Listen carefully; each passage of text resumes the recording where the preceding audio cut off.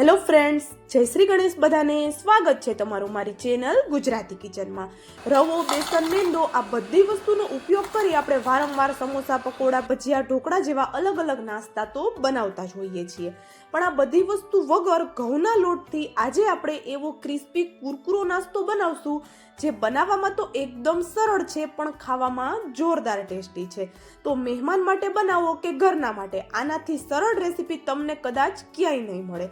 ગરમીમાં વધારે ઝંઝટ કરવાની ઈચ્છા ન હોય તો આ રેસીપી એકવાર ચોક્કસ ટ્રાય કરી જોજો. ચા બને એ પહેલા બનીને તૈયાર થઈ જશે. તો ચાલો બનાવવાનું શરૂ કરીએ. તો એના માટે આપણે અહીંયા એક મિક્સિંગ બાઉલમાં અડધો કપ જેટલા ચોખાના પૌવા લઈ લીધા. ચોખાના પૌવા જે પણ ઘરમાં અવેલેબલ છે ને એ લેવાના છે, મતલબ કે જાડા પાતળા કોઈ પણ વેરાયટીના પૌવા તમે લઈ શકો છો. હવે આ પૌવા છે એને આપણે 1 થી 2 પાણી સરસ એવા ઘસી અને સાફ કરી લઈએ, વોશ કરી લઈએ. તો અહીંયા જોઈ શકો છો આપણે પૌવા છે એમાં રહેલું જે ખરાબ પાણી છે એ હટાવી દીધું અને બીજા 2-3 પાણીથી આપણે એને ધોઈ અને હવે પૌવાને લઈ લીધા છે. હવે આ પૌવા છે એમાં આપણે પલાળવા માટે 2 થી 3 ચમચી જેટલું દહીં એડ કરીએ. દહીં છે થોડું ખાટું હશે તો આપણો નાસ્તો વધારે સરસ બનશે, પણ જે પણ ઘરમાં દહીં અવેલેબલ હોય એનો ઉપયોગ તમે કરી શકો છો. અને જો દહીં ન હોય તો થોડી છાશ એડ કરી અને તમે પૌવાને પલાળી શકો છો. તો અહીંયા મેં પૌવા સાથે દહીંને સરસ એવું મિક્સ કરી અને સરસ એવું એને પલાળવા માટે સાઈડમાં રાખી દીધું. તો પૌવા આપણા પલળે છે ત્યાં સુધીમાં મેં અહીંયા એક કાચું બટેટું લીધું છે. આપણો નાસ્તો છે ઇન્સ્ટન્ટ બની જાય છે, પૌવાને આપણે વધારે વાર પલાળવાની જરૂર નથી રહેતી. બસ બાકીની તૈયારીઓ કરી લેશું ત્યાં સુધીમાં આપણા પૌવા પણ સરસ એવા પલળી જશે અને આપણી બાકીની તૈયારીઓ પણ થઈ જશે. તો ઇન્સ્ટન્ટ આપણો નાસ્તો બની જશે. તો અહીંયા હવે આ કાચું બટેટું છે ને એને આપણે ઉપરની છાલ હટાવી આવી રીતે નાના નાના પીસીસમાં કટ કરી લીધું અને સરસ એવું એને પણ આપણે ધોઈ લીધું છે. તો આપણે બટેટું કટ કર્યું બસ ત્યાં સુધી જ આપણે પૌવાને પલળવા દીધા છે. તો જો એકદમ સોફ્ટ નથી થયા પણ હલકા સોફ્ટ થઈ ગયા છે, પણ આપણું કામ બની જશે. તો હવે આપણે અહીંયા એક મોટું મિક્સરનું જાર લીધું અને એની અંદર આપણે આ બટેટાના ટુકડા એડ કરી દઈએ. સાથે પલળવા જે રાખેલા હતા પૌવા એને પણ આપણે સાથે જ એડ કરી દેવાના છે. તો પૌવાને આપણે મિક્સર જારમાં ક્રશ કરવાના છે એટલા માટે વધારે પલળવા નહીં દઈએ તો પણ ચાલશે.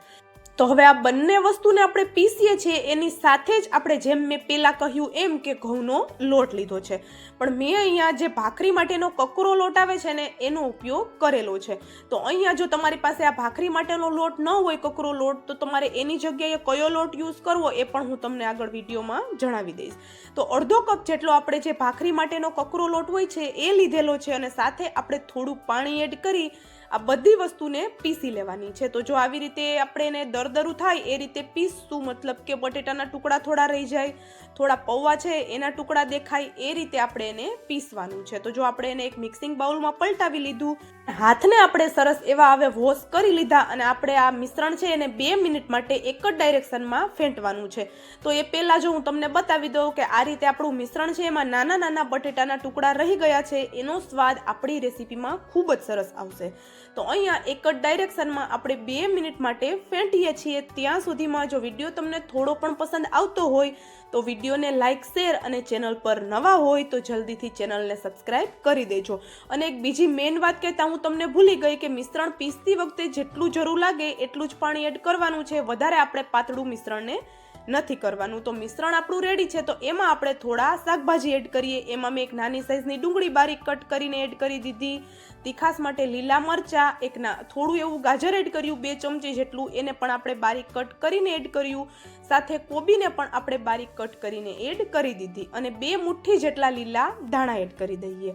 અડધી ચમચી જેટલા અજમોને હાથેથી ક્રશ કરીને આપણે એડ કરી દીધેલા છે. આમાંથી કોઈ પણ શાકભાજી અવેલેબલ ન હોય તો તમે એના વગર પણ આ રેસીપી આરામથી બનાવી શકો છો. અડધી ચમચી જેટલું જીરું એડ કરી દઈએ અને સ્વાદ પ્રમાણે આપણે મીઠું એડ કરી દીધું.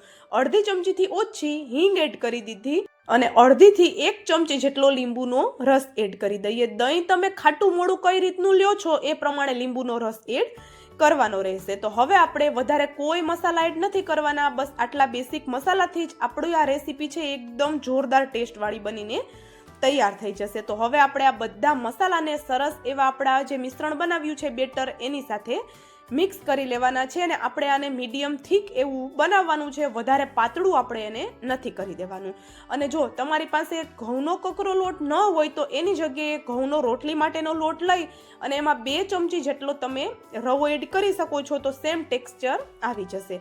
હવે આપણે આને તળવાના છે, તો તળવા માટે આપણે અહીંયા તેલ છે એ થોડો લોટ એડ કરી અને એકદમ એમાં બબલ્સ આવવા લાગે એટલું ગરમ થવા દેવાનું છે અને પછી જ આપણે એમાં આ રીતે નાની નાની સાઈઝના બોલ્સ પાડી લેવાના છે. જેમ આપણે ભજીયા પાડીએ છીએ એ જ રીતે આપણે આને પાડવાના છે અને હાથ આપણે થોડો તેલની નજીક જઈને આપણે પાડશું ભજીયું, જેથી કરીને એકદમ ગોળ પડે. તો અહીંયા નાની નાની સાઈઝના પાડશું, કારણ કે આપણે આજે તળાશે પછી આપણા ભજીયા થોડા ફૂલશે અને મોટા થઈ જશે. તો અહીંયા એ જ રીતે બધા ભજીયા છે હું પાડી લઉં છું. અને જો ઘઉંનો ઝીણો લોટ તમે લેતા હોય તો ચોક્કસથી 2 ચમચી એમાં રવો એડ કરવાનો છે. અને જો કકરો લોટ હોય તમારી પાસે તો કકરા લોટનો જ ઉપયોગ કરજો, કારણ કે કકરા લોટથી આપણા જે આ ભજીયા છે અંદરથી બિલકુલ ચીકણા બનવાની બીક નહીં લાગે અને ખબર પણ નહીં પડે કે આપણે આ ઘઉંના લોટથી બનાવેલા છે. એકદમ અંદરથી જાળીદાર બનશે અને ઉપરથી એકદમ ક્રિસ્પી બનશે. તો બને ત્યાં સુધી આપણે ઘઉંના કકરા લોટનો જ ઉપયોગ કરવાનો છે, મતલબ કે ભાખરીના લોટનો જ ઉપયોગ કરવાનો છે. તો એક બેચમાં આવે ને એટલા ભજીયા આપણે એક બેચમાં પાડી લીધા અને ગેસની ફ્લેમ આપણે અત્યારે હવે મીડિયમ કરી દેવાની છે. તો ઉપરનો ભજીયાનો કલર છે હલકો ચેન્જ થાય એટલે ગેસની ફ્લેમ મીડિયમ રાખી અને આપણે આને એકદમ સરસ એવો એનો કલર ચેન્જ ન થઈ જાય ત્યાં સુધી થવા દઈશું. જો ઘઉંનો લોટ એડ કર્યો છે તો ભજીયા છે એનું અંદરથી પ્રોપર કૂક થવું જરૂરી છે, કારણ કે જો અંદરથી કાચા રહી જશે તો ખાવાની મજા નહીં આવે અને ટેસ્ટ પણ બગડી જશે. એટલા માટે શરૂઆતમાં ગેસની ફ્લેમ હાઈ અને પછી સ્લો રાખી અને કલર ચેન્જ ન થઈ જાય ત્યાં સુધી થવા દઈશું. એકદમ સિમ્પલ એવી રેસીપી છે. જો અગાઉ થોડી તૈયારીઓ હશે તમારી પાસે કરેલી તો માત્ર 5 થી 7 જ મિનિટમાં આપણા ભજીયા બનીને તૈયાર થઈ જશે. ગેસની ફ્લેમ સ્લો રાખી અને એની ઉપર ચા રાખી દઈશું અને આ ભજીયા પાડવાની શરૂઆત કરશો તો ચા પહેલા આપણા ભજીયા બનીને તૈયાર થઈ જશે. તો અહીંયા જોઈ શકો છો એક બેચ રેડી છે, તો બીજો બેચ પણ સેમ એ જ રીતે આપણે પાડવાનો છે. પણ બીજો બેચ આપણે પાડીએ ત્યારે ધ્યાન રાખશું કે આપણું તેલ જો ગરમ ન હોય, કારણ કે સ્લો ગેસની ફ્લેમ પર આગળનો બેચ આપણે તળ્યો છે તો ગરમ નહીં હોય, તો થોડી વાર માટે આપણે એને ગરમ થવા દઈએ તેલને અને પછી બીજો બેચ આપણે પાડવાનો છે. તો ઘઉંના લોટથી પણ આપણા ભજીયા એકદમ ક્રિસ્પી બનશે અને બેસન રવાના ભજીયા કે બેસન રવાનો નાસ્તો તમે ભૂલી જાઓ ને એટલા બધા જોરદાર ટેસ્ટી એવા આપણા ઘઉંના લોટથી પણ આ નાસ્તો બની જાય છે. તો જો વિડીયો થોડો પણ પસંદ આવ્યો હોય તો લાઈક શેર જરૂરથી કરજો અને ચેનલ પર નવા હોય તો ચેનલને પણ જરૂરથી સબસ્ક્રાઇબ કરી દેજો અને મને કોમેન્ટ પણ જરૂરથી કરી દેજો કે તમને મારો આ ઘઉંના લોટના ભજીયાનો વિડીયો કેવો લાગ્યો. તો ચાલો હવે મળશું આવા જ એક નવા વિડીયો સાથે. ત્યાં સુધી જય શ્રી ગણેશ બધાને and thank you for watching.